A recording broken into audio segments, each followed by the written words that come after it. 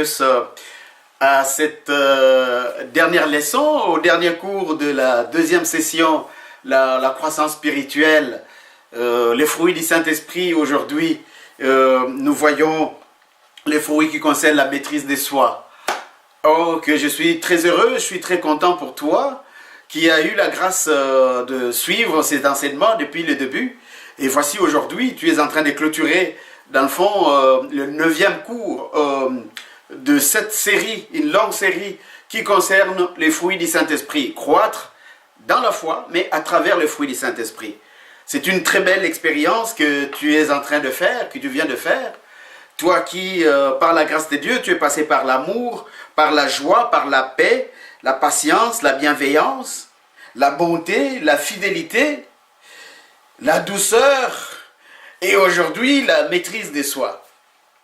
Donc, n'oublie pas que nous sommes en train de passer toujours par Galates 5, 22, 23, où Saint Paul parle de la croissance spirituelle à travers le fruit du Saint-Esprit, c'est-à-dire qu'est-ce qui prend place dans ta vie lorsque tu acceptes le Saint-Esprit, lorsque tu acceptes d'être géré et d'être dirigé par le Saint-Esprit. Donc, ça, ce sont des fruits qui s'installent en toi.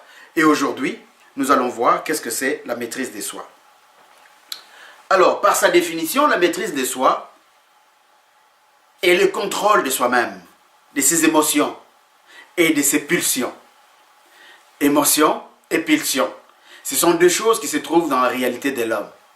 Émotion, c'est quoi? C'est tout ce qui est lié à nous, qui est sentimental. C'est tout ce qui est affectif. C'est tout ce qui est en nous, qui est lié dans le sens de ce qui nous affecte, dans le fond. Quelque chose qui se passe, ça vient affecter à nous quelque chose, par la tristesse, par la joie, par quelque chose d'autre.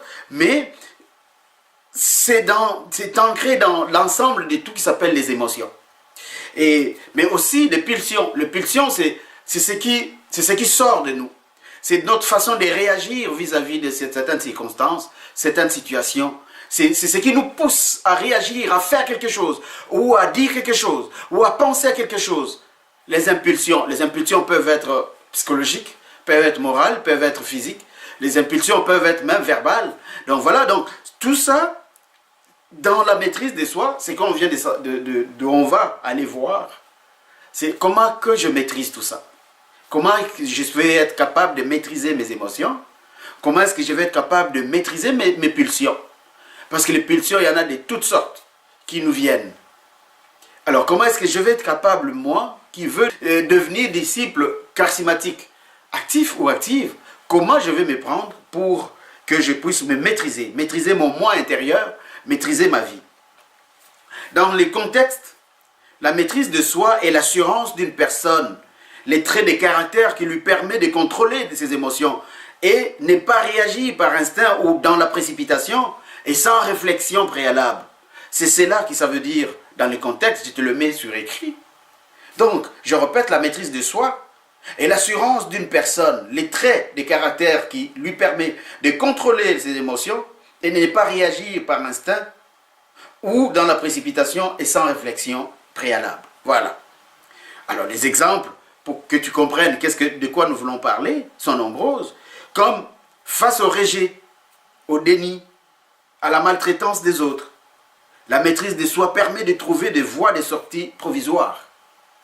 Face à la rage au volant, aux insultes, aux provocations les plus acerbes, la maîtrise de soi peut permettre de tenir ferme jusqu'à la limite de la capacité de résistance. Et ça, j'aime bien. Car tu vas le voir, ça va parcourir jusqu'au bout de notre formation, que la maîtrise de soi peut permettre de tenir ferme jusqu'à la limite de la capacité de résistance. Donc, chacun de nous a une limite qu'il ne peut pas franchir. Lorsque sa coupe déborde, il va exploser. Donc, la maîtrise de soi, c'est cela qui vient nous dire, qui vient faire des balises, qui vient nous dire, attention, il y a des alertes qui commencent à s'allumer, des indicateurs pour dire, fais attention, attention, ne t'engage pas sur cette voie-là.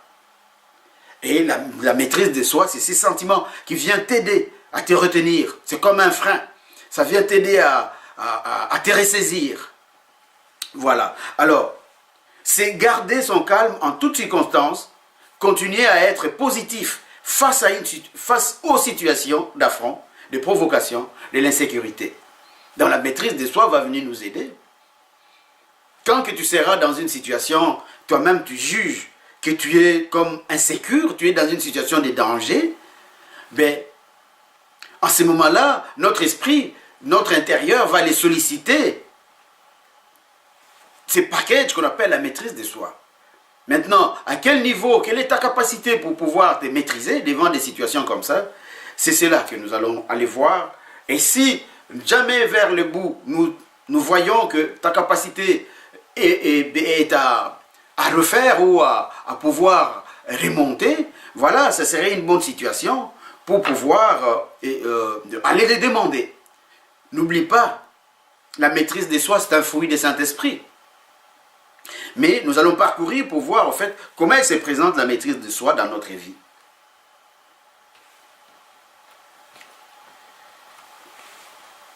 Humainement, la maîtrise de soi semble impossible ou difficile à atteindre. Ça, c'est connu. Pourquoi?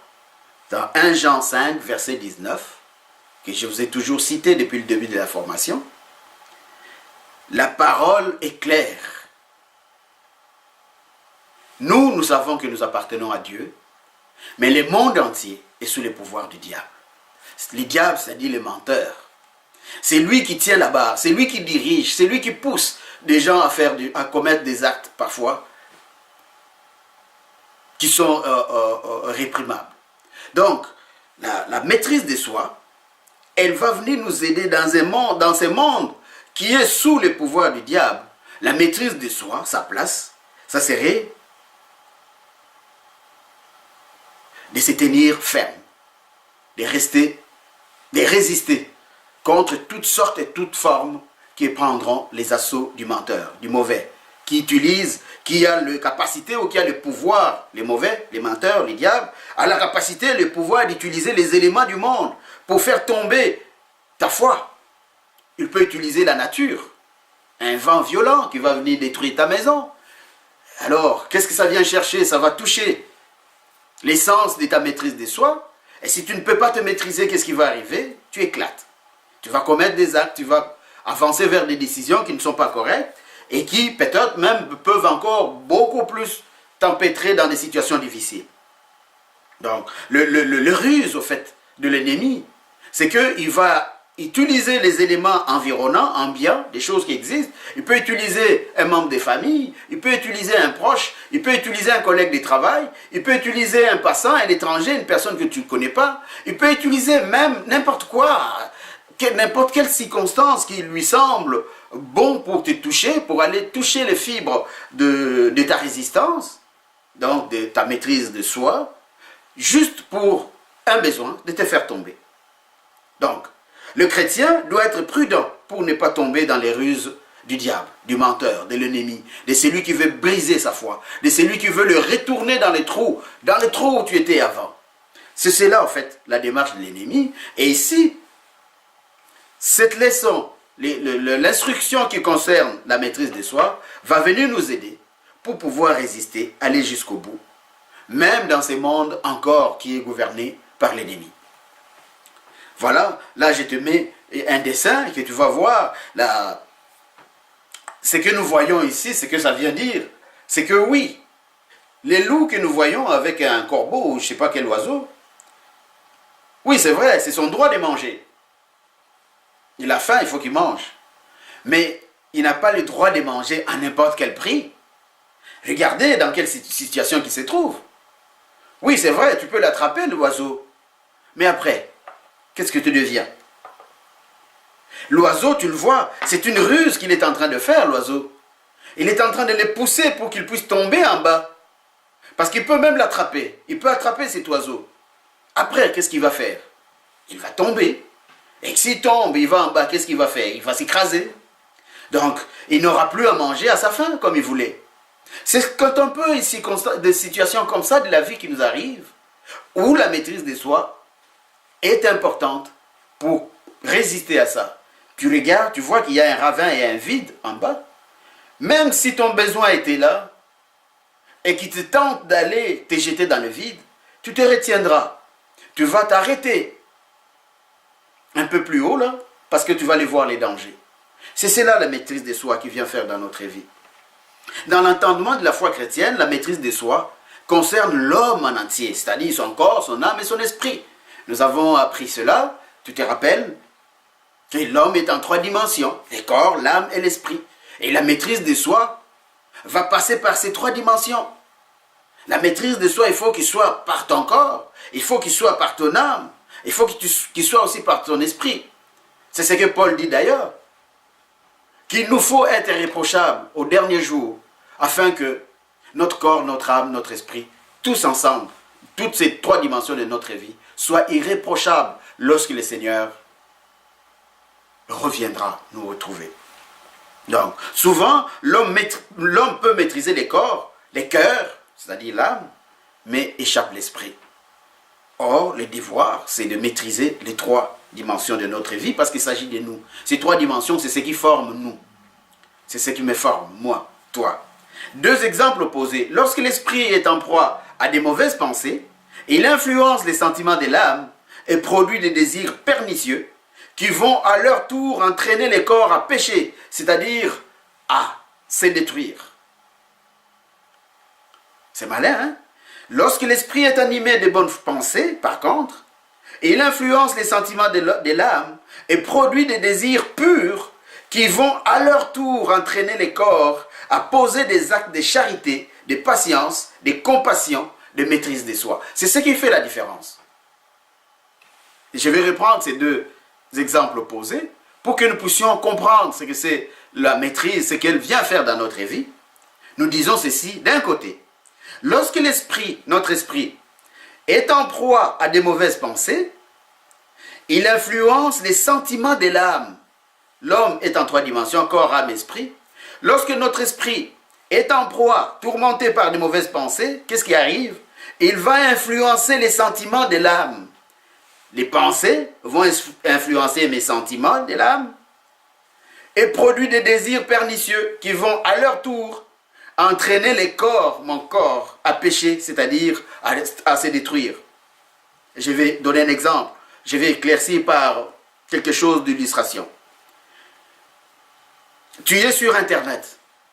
Tu parcours des pages et tu tombes sur une page où il y a des belles filles.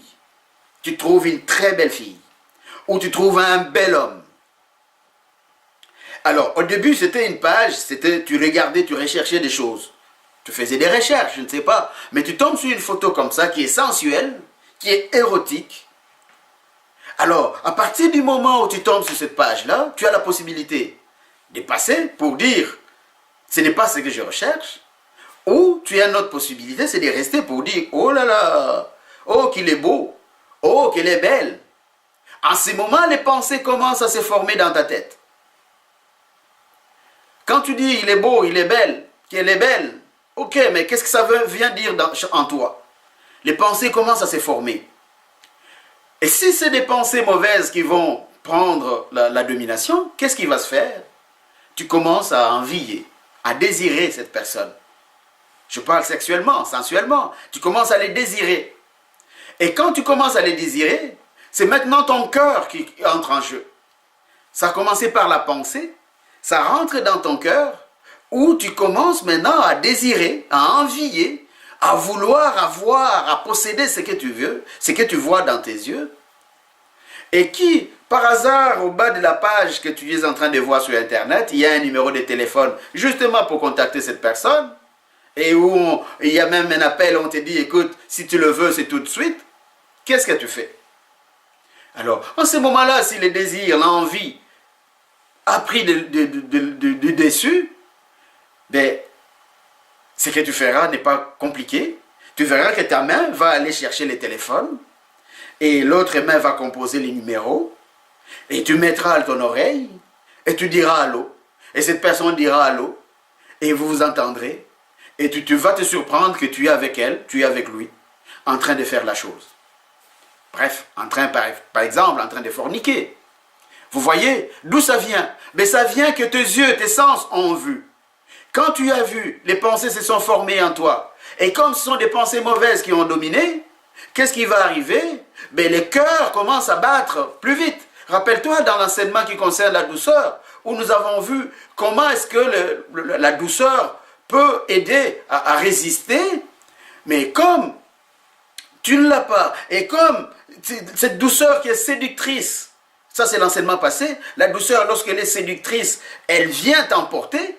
Alors, comme tu es devant un affront qui concerne la séduction, le piège qui concerne la séduction, ben, si tu n'as pas la maîtrise de soi, qu'est-ce qui va arriver? Voici, ça a commencé par les pensées, et les pensées ont influencé ton état d'âme, c'est-à-dire les désirs écriés, l'envie écriée, et l'envie, il va pousser ton corps physiquement maintenant à commettre l'acte. Et en ces moments, tu es consommé, tu as fait le péché.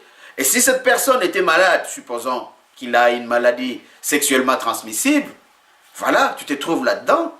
La conséquence du péché, c'est la mort. Et une des morts peut-être que tu ramasses, c'est ça. Tu ramasses une maladie sexuellement transmissible. Ou tu ramasses l'infidélité. Supposons, ça cessait maintenant, tu es marié, et puis ton partenaire, ton conjoint, ta conjointe est au courant de ce que tu viens de faire. Voilà, ça amène les troubles dans le foyer. Et les troubles dans le foyer, ça peut créer toutes sortes de choses, le meurtre, les séparations, la mauvaise éducation des enfants. La situation des enfants va se détériorer complètement, parce qu'un enfant qui va te déchirer entre deux parents n'attend pas grand-chose pour cet enfant-là, il va être blessé toute sa vie, jusqu'à ce qu'il prendra conscience de sa situation, et que si lui-même il fait les démarches de sortir de là, ben voilà, il sortira de là. Mais sinon, comme enfant, ben il va vivre de ses blessures, il va grandir avec. Et s'il ne sort pas de là, lui-même, sous ces blessures qu'il a reçues à cause de ce que par où toi tu es passé, mais ça va aller affecter, ça va détruire sa vie. Il vivra des difficultés dans sa vie à cause seulement qu'il a vécu, il a grandi avec des blessures. C'est de cela que nous parlons pour ces premiers exemples. Que lorsque l'esprit est en proie à des mauvaises pensées, il influence les sentiments de l'âme et produit des désirs pernicieux qui vont à leur tour entraîner le corps à pécher, c'est-à-dire à se détruire. Alors, par contre, à l'opposé, et c'est là que nous allons rentrer maintenant, ceci concerne lorsque l'esprit est animé de bonnes pensées. Écoutez bien, lorsque l'esprit est animé de bonnes pensées, il influence les sentiments de l'âme et produit les désirs purs. Les désirs purs, c'est de ça que nous allons parler ce soir. Produit des désirs purs qui vont à leur tour entraîner le corps à poser des actes de charité, de patience, de compassion, de maîtrise de soi, tel que nous apprenons ce soir. Donc c'est cela. Et le bon exemple pour nous, regardez Jésus sur la croix. Quoique ses bourreaux l'ont mis sur la croix, après l'avoir battu, après l'avoir dénudé même, après l'avoir insulté, après l'avoir blessé, il saignait de partout dans son corps. On l'a laissé sans manger, sans boire pendant pratiquement 2 jours et demi. Mais qu'est-ce qu'il dit sur la croix contre ces personnes qui lui font voir toutes ces choses? Il les a pardonnés. Père, pardonne-leur parce qu'ils ne savent pas ce qu'ils font. Ça, c'est la maîtrise de soi. Tu peux le voir dans Luc 23, 34. Un homme sans la foi en Dieu, sans l'Esprit de Dieu, est une personne en manque de maîtrise de soi. Tu ne peux pas dire je suis en maîtrise de moi-même si tu n'as pas Dieu. C'est faux. Tu peux le voir aujourd'hui. L'homme sans Dieu, l'homme a voulu être libre. L'homme ne veut plus de religion, il a rejeté la religion. Ok, on pensait que la religion c'est la fabrication de prêtres, des curés, que c'est l'affaire des curés et des prêtres. Et aujourd'hui la religion est abandonnée aux personnes âgées. Oh, la religion, ça va attendre. Quand je serai vieux, alors, ou vieille, alors je vais aller écouter la religion. Et l'homme qui abandonne la religion, qu'est-ce qu'il devient? Regarde-le donc. Il se sépare, il s'entretue. Tout le temps, il s'entre-déchire. Tout le temps, l'homme qui a abandonné la foi, qu'est-ce qu'il devient? Mais c'est une personne sans assurance. Ben, je ne parle pas de compte en banque que tu as, mais je parle de l'assurance personnelle. Il est insécure. C'est une personne qui est comme une paille qui va à coup de vent, qui n'a plus de repères. Une personne qui se trouve face à n'importe quoi, qui ressemble à une personne qui ressemble presque qui vit presque selon son instinct. Je fais ceci parce que c'est agréable, je fais cela parce que je ne fais pas cela parce que ça ne me plaît pas. Mais le principe n'y est plus. L'homme sans Dieu est ballotté. L'homme sans Dieu est inutile. Et il est appelé à s'écraser. Nous pouvons le voir. Regardez combien les cancers moraux est rentré dans la société. La santé mentale, d'après les chiffres qu'on nous présente, c'est ahurissant. Ça monte, ça monte, ça monte et ça n'arrête pas. Les taux de pourcentage de personnes qui sont malades, je parle de la maladie mentale, a complètement dépassé tous les calculs qu'ils pouvaient imaginer il y a quelques années. Et d'après les calculs, c'est que les années à venir, ça va être terrible parce que c'est irréversible. C'est cela justement, l'homme sans Dieu. Si tu n'as pas Dieu dans ta vie, si tu abandonnes la foi, bon, la foi, c'est ce que ici l'homme sans Dieu y appelle la religion. Mais il faut distinguer les deux choses, la religion et la foi. Nous, on ne te parle pas de la religion. Nous te parlons de la foi en Dieu. La religion, c'est l'ensemble des institutions qui sont tout autour d'une connaissance, d'une croyance qu'on appelle peut-être Dieu. Mais nous parlons de la foi en Dieu qui est créateur, qui est Père, Fils et Saint-Esprit, qui a dit que le monde tel qu'il est, tel que vous le voyez, passera. Je viendrai un jour, parce que c'est moi qui l'ai créé, puisqu'il a été souillé, je viendrai un jour tout écraser. Et comme il a créé l'homme à son image, il ne veut pas que l'homme soit détruit avec cette destruction du monde que Dieu lui-même veut faire pour changer autre chose. Il a donné la possibilité à l'homme de s'en sortir. Et comment? En acceptant Jésus-Christ qu'il a envoyé comme Seigneur et Sauveur, seulement en l'acceptant dans sa vie. C'est tout comme condition. Celui qui croit sera sauvé. Celui qui ne croit pas ne sera pas sauvé, dit le Seigneur dans Marc 16, 17. Allez, enseignez la parole de Dieu. Celui qui croira et sera baptisé sera sauvé. Celui qui ne croira pas est déjà condamné.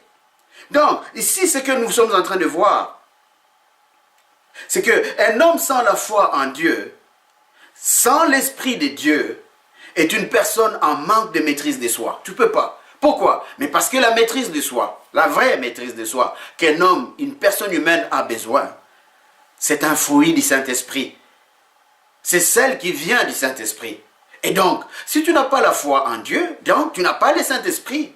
Pourquoi? Mais parce que Dieu, il ne donne pas son Saint-Esprit à celui qui ne croit pas en lui. Voilà, donc la porte la plus importante de sa vie pour cette personne qui est sans la foi en Dieu, c'est-à-dire son esprit, l'esprit dans les trois dimensions de l'homme, corps, âme, esprit. Nous savons que le corps, c'est l'enveloppe de l'âme et de l'esprit.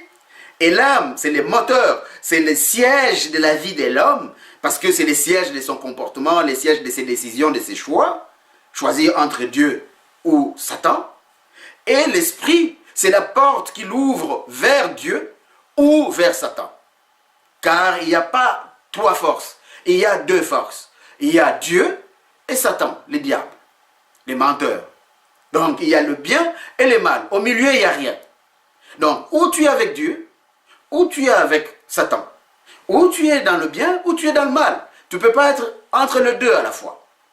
Et donc, l'homme qui dit, non, moi je suis avec le mal, ce que nous attendons, c'est que il n'a pas la maîtrise. Tu ne peux pas avoir la maîtrise. Pourquoi? Mais parce que la maîtrise n'est possible seulement, uniquement, qu'à ceux qui ont Dieu, qui ont la foi en Dieu. Pourquoi? Mais parce que la maîtrise de soi, c'est Dieu qui les donne à travers le Saint-Esprit qui entre dans la vie de l'homme. Comment? Par l'Esprit, l'Esprit de l'homme. Le Saint-Esprit entre dans l'homme par son Esprit. C'est cela qu'on appelle la porte de sa vie. A été détruite en premier. Donc si que la personne, la porte de sa vie, c'est-à-dire son esprit est flétri, mais qu'est-ce que ça donne? L'esprit flétri, c'est-à-dire si ton esprit est carré, bouché, c'est-à-dire que ton esprit il n'est plus accessible, ou que ton esprit est déjà donné au mal, à Satan, ce qui arrive, c'est que Tu ne peux plus accéder à la maîtrise de soi. Ainsi, les mauvais esprits qui te dirigent en ces moments-là, va et vient comme bon lui semble, pour faire passer sa sémence telle que la colère, la violence, la rage, la dépression, l'inconscience, la fausse foi, l'insouciance, les pensées suicidaires et toutes les autres choses, tu peux ajouter la liste, que seul le menteur peut amener dans la vie de l'homme. Car les menteurs, à ton avis, à quoi ils passent la plupart de son temps? Les menteurs, la plupart de son temps, ils les passent à chercher des voies et moyens pour te dire que Dieu ne t'aime pas. Pour te dire que Dieu n'est pas bon. Pour te dire que tu n'as pas besoin de la foi pour vivre. C'est cela qu'il fait, le malin. Alors il va utiliser n'importe quel moyen pour te convaincre que la foi ne sert à rien. Alors que c'est le contraire. Parce que c'est un menteur, donc il te ment. Alors la vérité ici, elle est en Christ. Et c'est celle que tu entends aujourd'hui. Que la foi, c'est celle-là la vérité. La foi en Dieu. Dieu ne te demande rien. Le menteur, il va te donner des conditions. Parce que les menteurs, ils donnent aussi des choses. Mais pour qu'il te donne des choses, il va te donner des conditions. Pas Dieu. Dieu ne te demande pas des conditions quand tu lui demandes des choses. Tu lui demandes, il te les donne. Point. Mais les menteurs, lui, il va faire en sorte pour te dire que Dieu ne te donne pas. Et que si Dieu t'a donné, il va te dire que c'était inutile ce qu'il t'a donné. C'est cela son travail. Donc, cette personne, celle qui a abandonné la foi, est alors sans défense. À ce moment-là, il devient, comme c'est dit dans Proverbe 25-28, une ville sans défense devant une attaque. Tel est l'homme qui ne se maîtrise pas. Tu n'as pas de maîtrise parce que tu n'as pas le Saint-Esprit en toi. Tu n'as pas le Saint-Esprit parce que tu ne l'as pas demandé à Dieu. Tu ne l'as pas demandé, c'est parce que tu ne savais pas, tu vivais dans l'ignorance, dans l'insouciance ou dans l'incrédulité. Et aujourd'hui, par la parole que tu entends, toute cette vérité est en train de se casser pour que tu puisses prendre ta place de l'enfant de Dieu, que tu puisses prendre ta place d'une personne qui a le Saint-Esprit, c'est-à-dire une personne qui peut vivre dans la maîtrise de soi. L'esprit de l'homme est le siège de la conscience, choisi entre le bien et le mal. Gagner l'esprit de l'homme signifie le gagner en entier. L'esprit de l'homme est donc la porte par laquelle Dieu veut communiquer la vie, mais c'est aussi la porte par laquelle le diable cherche à pénétrer pour communiquer la mort. La pensée est l'arsenal de l'esprit. Si elle est gagnée par l'Esprit de Dieu, la personne est forte et peut résister contre les assauts de la pulsion de la chair et contre les attaques du mauvais. Je te le mets en écrit pour que tu vois. Si elle est gagnée par l'Esprit de Dieu,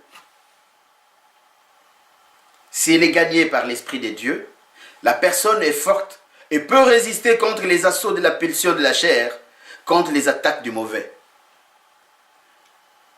Si ta conscience est gagnée par l'Esprit de Dieu, peu importe ce qui va t'arriver dans ta vie, peu importe, tu seras capable de résister. Tu seras capable de te maîtriser pour que tu ne prennes pas n'importe quelle décision, pour que tu n'agisses pas n'importe comment. Parce que dans le fond, l'ennemi qui utilise toutes ces astuces pour t'attaquer, ce qu'il veut, c'est de te pousser à agir, à réagir n'importe comment, pour que tu puisses tomber, t'écraser, t'écrabouiller complètement. Mais si ta conscience est encore fonctionnelle au vrai sens du mot, c'est-à-dire est pure, tu es capable de te maîtriser, quelle que soit la situation. Même si tu tombes dans une situation complètement difficile, tu es capable de te maîtriser. C'est étonnant ce qu'on apprenait dans des journaux, que un groupe d'enfants qui a été pris par les terroristes islamistes qu'on appelle les Boko Haram en Afrique, d'une centaine d'enfants qui ont été enlevés, tous étaient des musulmans, et on les a retournés quelques jours après, les ravisseurs les ont retournés, sauf une enfant de 14 ans, et qui, elle, a été retenue par les extrémistes de l'islam. Il les a retenus. On l'a retenue pourquoi? Mais parce qu'elle a refusé de se repentir, disons, de se convertir à l'islam. Elle a gardé sa foi. Ils sont dans le bois. dans la forêt où ils se cachent parce qu'ils ne sont pas dans des villes. Les terroristes, ils ne vivent pas dans des endroits connus. Ils vivent dans des grottes, ils vivent dans des endroits très isolés, très éloignés. Elle préfère rester là plutôt que de se convertir à cette autre religion qui n'est pas la sienne. La maîtrise de soi est importante dans notre vie. Peu importe l'âge que tu as, la maîtrise de soi, c'est celle qui vient avec le Saint-Esprit. De toi-même, tu ne sais pas, tu ne pourras peut-être pas savoir comment est-ce que j'arrive à me maîtriser. Mais parce que c'est le Saint-Esprit qui gère ta vie, tu es capable de te maîtriser. Si elle est gagnée, je parle de la conscience, si elle n'est pas gagnée par l'esprit des diables, la personne est faible et perd toute faculté de résistance contre les assauts de la pulsion de la chair et contre les attaques du mauvais. Nous pouvons le lire, Philippiens 4, 6, 8. Donc, il est important d'être animé toujours d'une bonne conscience, c'est-à-dire de bonnes pensées. La pensée, notre pensée est l'arsenal de l'esprit. C'est celui qui est forgé dans notre esprit, la pensée.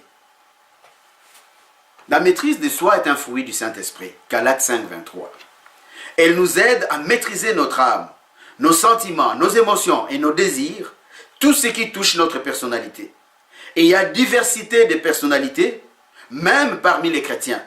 Il y a les impulsifs et les modérés, il y a les hypersensibles, les indifférents, il y a les calculateurs et les naïfs, des extravagants et des anonymes. Et il y a les orgueilleux et les humbles, les violents et les doux, les optimistes et les pessimistes, ainsi de suite. Et il y en a de toutes sortes qu'on peut trouver. Je vais te mettre un dessin ici. C'est un dessin, c'est-à-dire dessiné à la main, qui parle de la maîtrise de soi. Alors, il s'agit de deux personnes qui sont allées pour creuser afin de trouver du diamant. Alors, ils sont tous les deux alignés et chacun creuse son trou pour pouvoir trouver les diamants. Alors, regardez, quelques coups de pelle, celui qui est en arrière, lui, il trouve un morceau de diamant. Il est content parce que c'est ça qu'ils sont allés chercher. Et l'autre en avant, il a creusé. Il a plus creusé d'ailleurs que lui. Mais il ne trouve toujours pas de diamant encore. Alors là, il s'est dit, comment ça se fait? Moi, j'ai creusé plus que lui. Et lui, quelques pelles. Ben, regarde, il a déjà le diamant. Alors, il se pose des questions. Comme on le voit dans la deuxième partie, c'est lui qui a trouvé son diamant, qu'est-ce qu'il fait? Il est venu pour les diamants, il a trouvé les diamants, il repart. Il s'en va en chantant, tout heureux. Mais regardez l'autre. Il regarde, il dit, mais c'est pas possible. Comment ça se fait, lui a trouvé, moi je n'ai pas trouvé? Donc, je suis en train de creuser dans un endroit où il n'y a pas de diamant. Ah, qu'est-ce que je vais faire? Bon, comme lui il est parti, je vais aller creuser là où lui creusait pour que je puisse trouver le diamant comme lui. Il a pris cette décision. Qu'est-ce qu'il fait? Ben, il va le creuser. Regarde la troisième position. Il va creuser à l'endroit où l'autre a trouvé du diamant. Il a même creusé si profondément qu'il n'a toujours pas trouvé. Mais ce qui est comique ici, c'est qu'est-ce qu'il fait? Toute la terre qu'il est en train de sortir pour creuser les trous, il le renvoie de l'autre côté, dans le même trou où il était. Qu'est-ce que ça fait? Ça remble tous ces trous. Et ce qu'il ignorait, ce qu'il ne savait pas, qu'il y avait un gros diamant juste à côté. Il suffisait seulement d'un seul coup de pelle pour qu'il trouve le diamant beaucoup plus gros que ce que son ami avait trouvé. Qu'est-ce qui le met dans cette situation? Parce que vous imaginez comme moi, regarde là, c'est déjà la nuit là. Vous imaginez qu'il va retourner sans ses diamants. Pourquoi? Mais parce qu'il a retourné la terre à l'endroit où il creusait. Il aurait dû continuer à creuser. Peut-être qu'il trouverait ces diamants qui est beaucoup plus gros que l'autre. Mais lui, il a préféré aller creuser où l'autre a trouvé le diamant. Donc, il va rentrer bredouille. Pas seulement qu'il va rentrer bredouille, c'est-à-dire n'avoir pas de diamant à la main, mais qu'il a laissé le plus gros diamant à l'endroit qu'il creusait avant. Qu'est-ce que ça veut dire? C'est le manque de patience, manque de maîtrise de soi. La modération, tout comme la maîtrise de soi, c'est ces vertus qui portent à garder une sage mesure en toutes choses. Dans l'expression de nos sentiments, de nos émotions et de nos désirs, et la disposition qui précède la maîtrise de soi. Donc, quand tu es modéré, la modération, ça précède la maîtrise de soi, un acte de maîtrise de soi. Une personne modérée peut avoir une chance de s'en sortir dans un cas d'agression. attaque à main armée, rejet, affront, ou de perte de sécurité quelconque, perte d'emploi, faillite, perte d'un proche. Une personne qui est animée par le Saint-Esprit, qui lui a apporté la maîtrise de soi dans sa vie, a beaucoup plus de chances de résister contre les assauts qui viennent, par exemple, par un deuil. Tu perds un proche, un membre de famille, tu perds une personne très chère. Mais généralement, dans la vie, c'est que nous voyons un couple qui perd un enfant. Qu'est-ce qui arrive? Ils se séparent, généralement. Ils vont se séparer. Pourquoi? Mais parce que le chagrin a pris la place et ils ne peuvent plus continuer à s'aimer normalement pour continuer la vie ensemble, pour partager cette douleur, pour continuer de partager la douleur ensemble. Pourquoi? Mais parce qu'il n'y a pas de maîtrise de soi. Parce que le Saint-Esprit qui vient donner la maîtrise de soi n'y est pas. Nous voyons d'autres exemples, il y en a beaucoup d'exemples, où on trouve des personnes qui se trouvent dans une situation et sans maîtrise de soi, ben, la vie est brisée. Nous voyons beaucoup de choses qui se passent dans la vie pour venir dire que la maîtrise de soi est importante. On peut le lire dans Jacques 3, versets 13 à 18. Notre corps est la maîtrise de soi. Nous voulons passer par là pour voir. Notre corps, c'est la partie la plus fragile de notre être. Parce que la plus exposée à cause de nos facultés sensorielles, nos sens subissent toutes sortes de sollicitations en tout temps venant de l'extérieur. Ils sont autant d'accès, des portes et des fenêtres par lesquelles entrent et sortent des choses bonnes et mauvaises. C'est pourquoi la maîtrise de soi que produit le Saint-Esprit doit s'appliquer tout particulièrement aux membres de notre corps et à nos 5 sens, afin de le maintenir dans ce qui est raisonnable, pur et saint. C'est là que Paul d'ailleurs va dire dans 1 Corinthiens 9, au verset 27, il dit « Je traite durement mon corps et je le maîtrise sévèrement, afin de ne pas être moi-même disqualifié après avoir prêché aux autres. » Donc, à cause de le Saint-Esprit qu'il a reçu, il use de la maîtrise de soi. La maîtrise de soi, lorsqu'on ne l'a pas, tu deviens semblable à ces dessins que tu vois devant toi.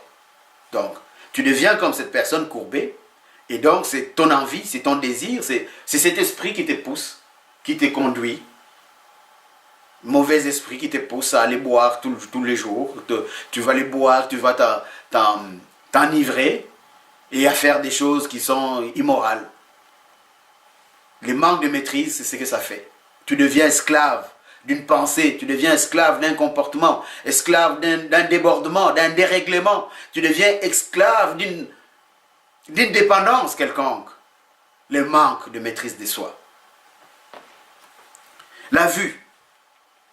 Nous passons par nos 5 sens. D'abord, c'était les corps, les toucher. La vue. Nos yeux sont particulièrement attirés par toutes sortes d'images ou des scènes du monde. L'aspect et les comportements des personnes qui nous entourent. Or, tout n'est pas bon à regarder. Même quand c'est beau, mais parfois ce n'est pas bon à regarder. Les psaumes 101, verset 3, c'est dit « Je ne mettrai rien de mauvais devant mes yeux. Je hais la conduite des pécheurs et ne s'attachera point à moi. » L'ouïe, c'est que l'on entend. Nos oreilles sont sollicitées par toutes sortes de paroles, des discours, des musiques et des sons qui déstabilisent notre maîtrise de soi.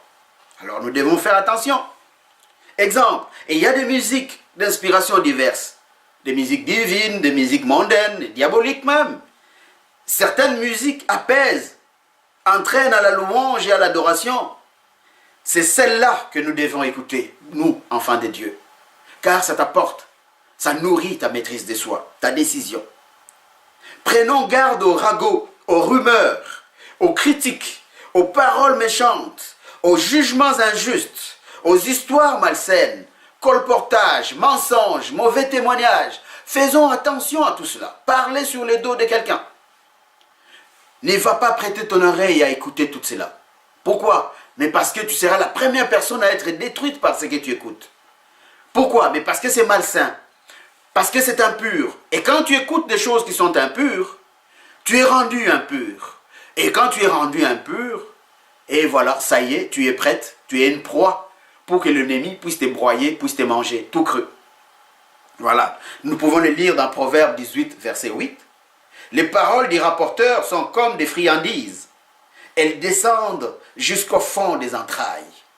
Ceux qui disent de mal, ils ressemblent à ça. Leurs paroles, le venin qu'ils sortent de leur bouche. Le goût, c'est ça ce qu'on appelle le goût. Qu'est-ce qu'il vient faire dans la maîtrise de soi?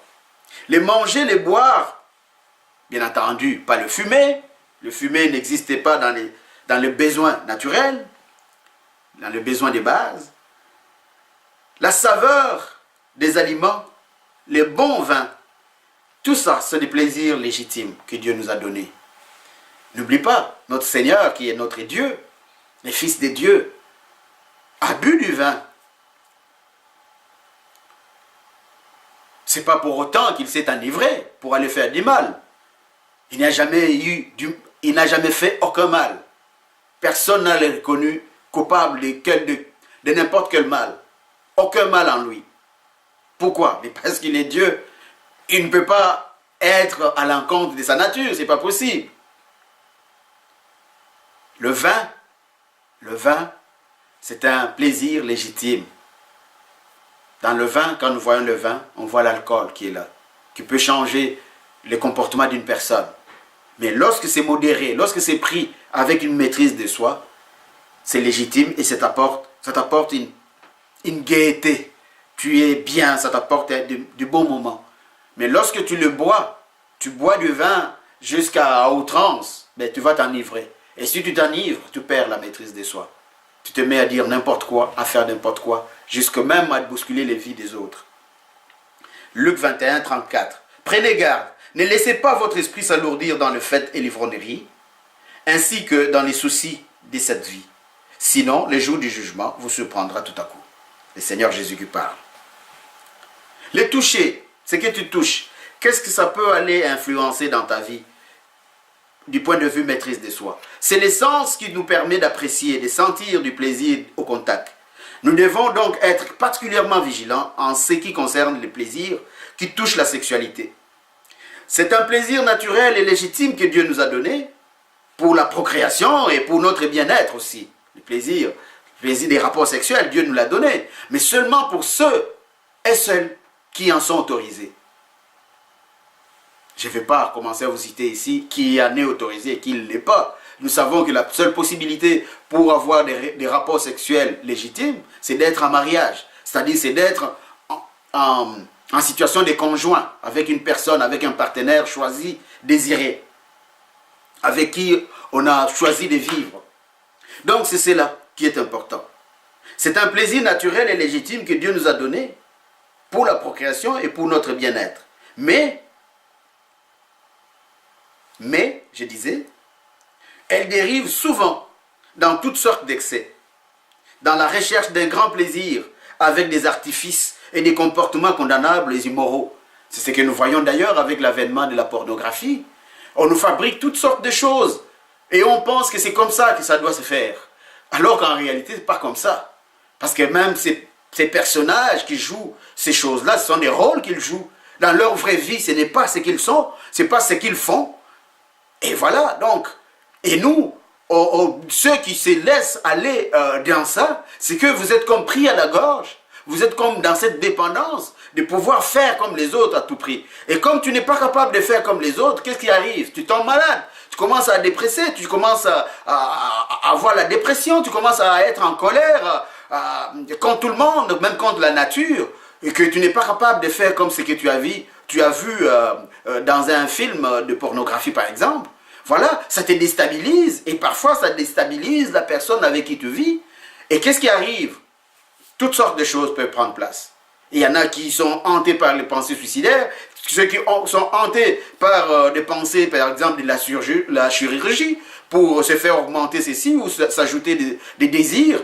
Et tout cela, quand ça rentre dans les corps, ça ne vient pas pour te construire, mais ça vient pour te détruire.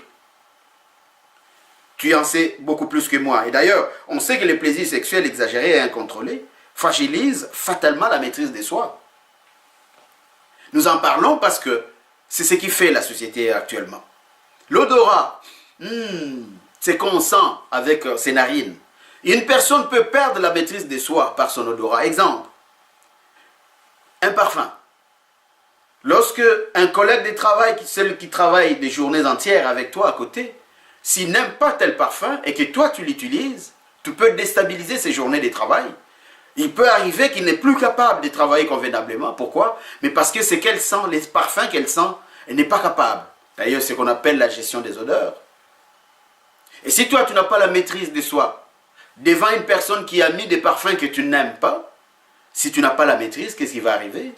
Mais c'est sûr que vous allez vous séparer de cette personne. Et pourtant, le parfum, c'est un objet. Ça vient de l'extérieur. Cette personne peut avoir, si que tu t'es maîtrisé, il peut peut-être prendre une autre décision de ne plus utiliser ces parfums. Et puis voilà, vos relations continuent. Mais là, puisque tu as manqué de maîtrise de soi, au lieu de lui en parler comme il faut, tu vas le chicaner, tu vas le faire de problèmes, parce que tu n'aimes pas son parfum, et à la fin, ça éclate. Si c'est au travail, tu étais peut-être en voie d'avoir une promotion, et puisque ça éclate, ça fait des problèmes avec ton collègue, mais tes supérieurs ne te donneront plus le poste qu'ils voulaient te donner.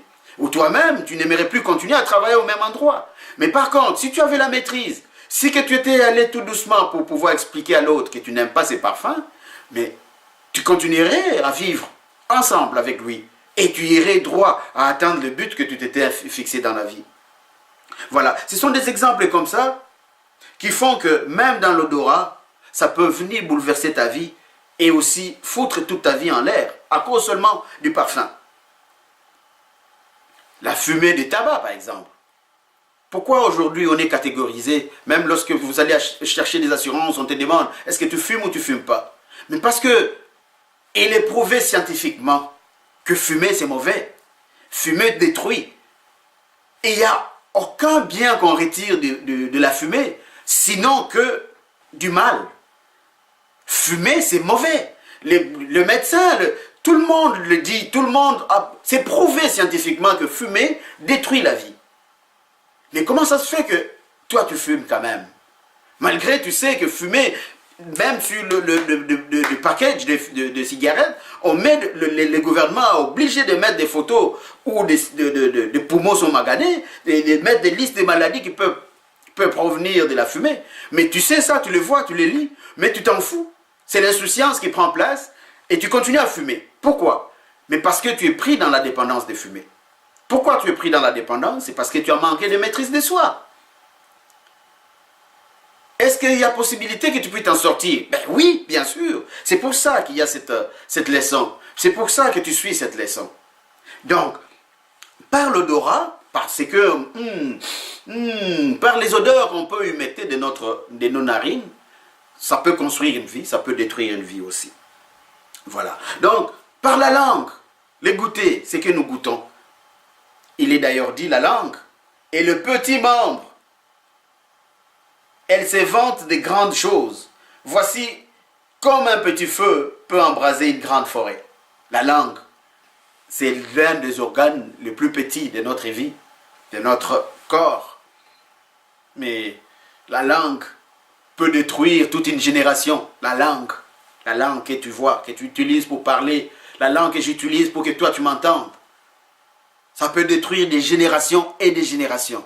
Ça peut détruire une famille et toute la génération de cette famille. Pour avoir dit un mot dans le temps, ça a complètement gangréné toute la descendance.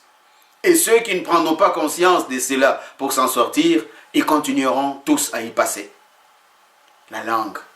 Donc, c'est important de maîtriser la langue. Notre langue doit donc être maîtrisée afin que nous l'utilisions non pour maudire, mais pour bénir, comme une source d'eau fraîche et pure qui communique la grâce de Dieu. Ta langue, la bouche que Dieu t'a donnée pour parler, c'est pour bénir, pas pour maudire, pas pour mépriser les autres, pas pour rejeter les autres, pas pour prononcer des choses désagréables qui détruisent des vies. C'est pour bénir, dire des bonnes paroles. C'est pour souhaiter aux personnes une bonne vie. C'est pour communiquer avec les autres. La joie, la paix, l'amour. Voilà. Dans Éphésiens d'ailleurs, c'est dit, Paul le dit, 4,29, qu'aucune parole mauvaise ne sorte de votre bouche. Dites seulement des paroles utiles qui répondent à un besoin et à un encouragement et encouragent l'autrui. pour faire ainsi du bien à ceux qui entendent, ceux qui vous entendent. La langue, tu dois t'en servir pour faire du bien. Je vous mets un autre dessin qui concerne les diamants toujours. J'utilise ces dessins pour vous faire voir une réalité qui, ça demande la persévérance. Et la persévérance vient de la maîtrise de soi. Si tu n'as pas la maîtrise de soi, tu ne peux pas être persévérant. Regardez, il y a cette personne, elle est seule, bien entendu. C'est un creuseur de diamants. Il a fait tout le chemin là. Il a creusé la première partie et il lui reste juste ces rocs qui représentent la difficulté de la vie. Il lui reste à creuser jusqu'à un certain point et il a tous ces gisements, toutes ces richesses de diamants, beaucoup de diamants.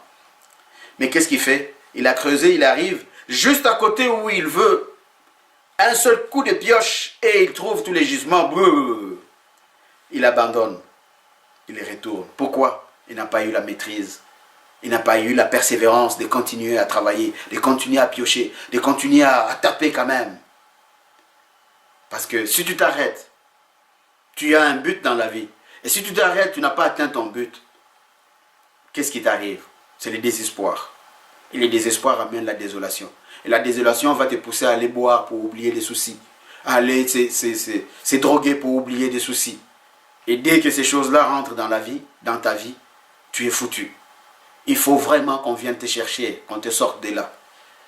Sinon, nous entendons, il y en a combien qui entrent dans des centres de désintoxication et qui retombent. Vaut mieux prévenir que guérir. Vaut mieux pour toi ne pas tomber dedans. Parce que tu n'es pas certain que tu t'en sortiras. Tu n'es pas certaine que tu t'en sortiras, même si tu vas dans un centre de désintoxication. Par contre, si au début, tu as la maîtrise de soi, tu dis non à ça, ça t'aiderait beaucoup. Parce que plus tard, même si ce non te fait souffrir, tu serais épargné d'une plus grande catastrophe que ça. La maîtrise de soi nous aide à nous tenir debout face aux agressions ou à la perte de sécurité matérielle, physique, psychologique, mentale, spirituelle. Nous devons donc la demander dans la prière si nous la voulons. Tu ne peux pas te fabriquer la maîtrise de soi, ce n'est pas possible. Personne ne peut se fabriquer la maîtrise de soi. Nous l'avons vu au début, la maîtrise de soi, si elle n'est que humaine, elle est fragile. Elle est fragile. N'oublie pas que l'ennemi est plus malin que toi. Quand tu n'as que la maîtrise de soi humaine, c'est fragile. L'ennemi peut te manipuler comme il veut, parce que tu n'en as pas le pouvoir de lui résister. Mais lorsque la maîtrise de soi, c'est un don du Saint-Esprit dans ta vie, à cause de ta foi en Jésus-Christ, tu seras capable de résister contre vents et marées, contre les attaques de toutes sortes et de toutes formes. D'autres même, tu ne sauras pas comment tu as fait pour résister. Pourquoi? Mais parce que ce n'est pas toi qui résistais, c'est Jésus-Christ qui vit en toi, qui faisait face à toutes ces choses qu'il a déjà vaincues, car il a dit, voici, ne craignez rien, car je serai avec vous jusqu'à la fin des temps. Et il a ajouté, voici, soyez heureux, parce que j'ai vaincu toutes choses. Il a vaincu toutes les forces. À la croix, il a dit, tout est accompli. Avant d'expirer, il a dit, tout est accompli. Donc, il a vaincu toutes ces forces, tous ces pouvoirs, toutes ces puissances qui pouvaient te pousser au manque de maîtrise de soi et que tu tombes plus bas que ça.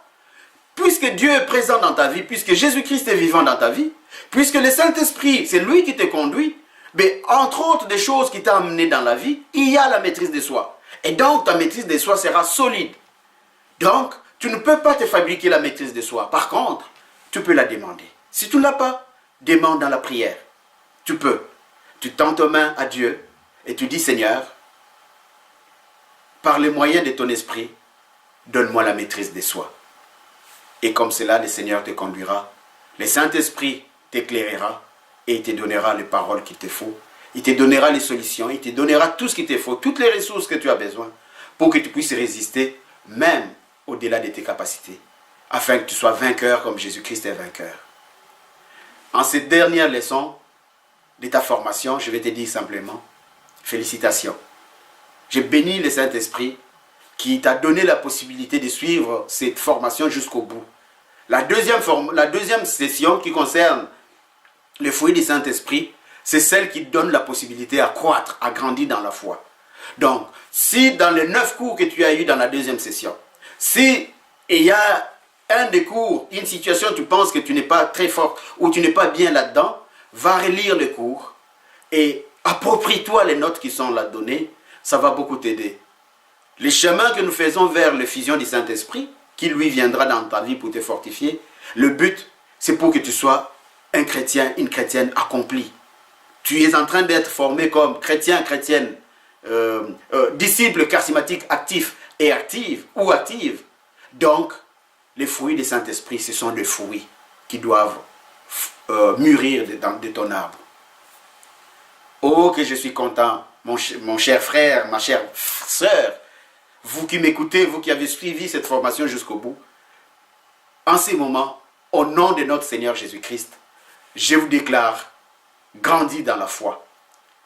Ainsi, vous pouvez marcher la tête haute en se disant, voici, ce n'est plus moi qui vis en moi, mais c'est Jésus-Christ qui vit en moi. Et donc, je vais produire tous ces fruits du Saint-Esprit qui sont dans Galates 5, de 22 à 23.